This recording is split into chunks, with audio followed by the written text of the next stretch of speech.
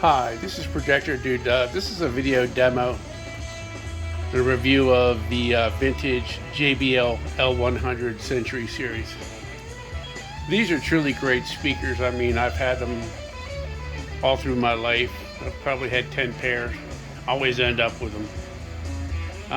But they just are great compact studio monitors, especially if you're going to use a sub.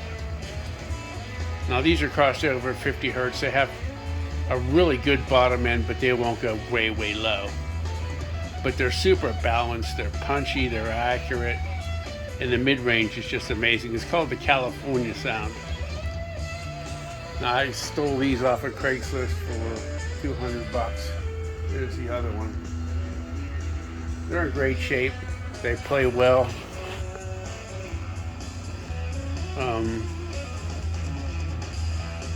They're good for about 50 watts continuous, which is, so you need about 100, 120 watts to give you some headroom. But they do play loud, especially if they're crossed over, at 50 hertz. Here, I'll crank them up a bit. This is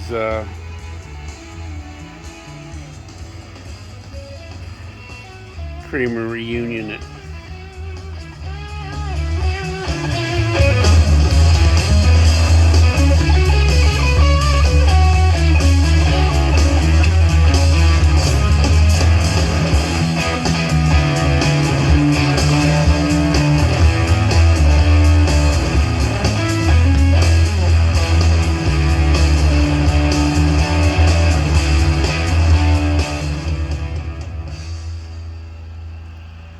Now, the best part about these speakers is, like I say, you really don't need a monster amp.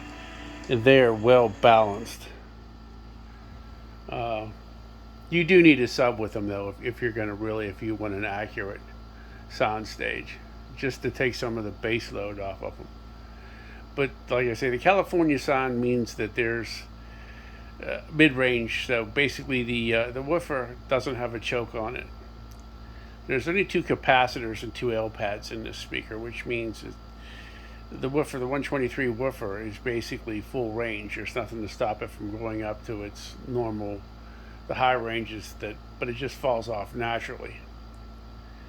So that saves a lot with, crossover distortion and phase-related distortion.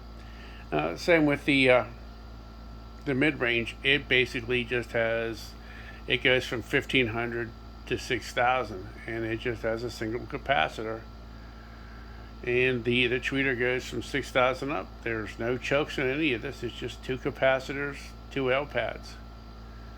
Now sometimes it can be a little confusing. Sometimes it can be weird. Some of the mid-range can be overwhelming, but my Yamaha basically has 12 different settings, so with a parametric equalizer, so basically I'll sense that, hit a button, and it'll change the EQ of the mid-range,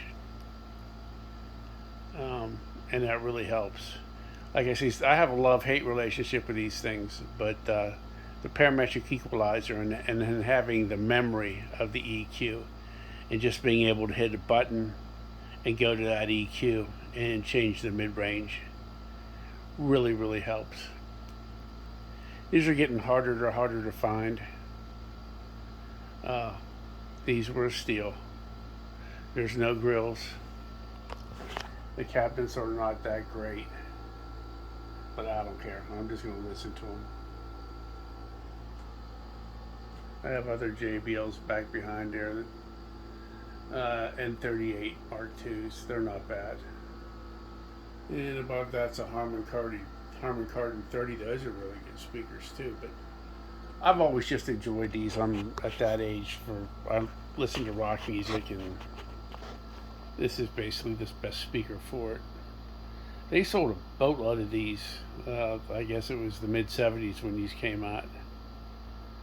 And I guess there was a 4310, 4311, which was a little cheaper, and it was a professional, basically the exact same fucking speaker.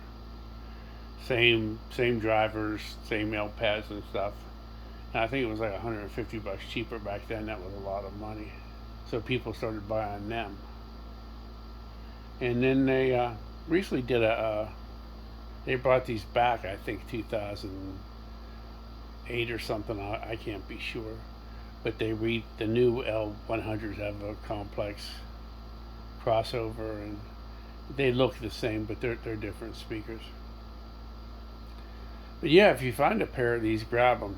The mid-range and the mid-range possession is just excellent until it isn't, and you need a parametric or a graphic equalizer to be able to deal with just certain songs. This has been Projector Dude. This has been a video demo of the JBL L100 Century.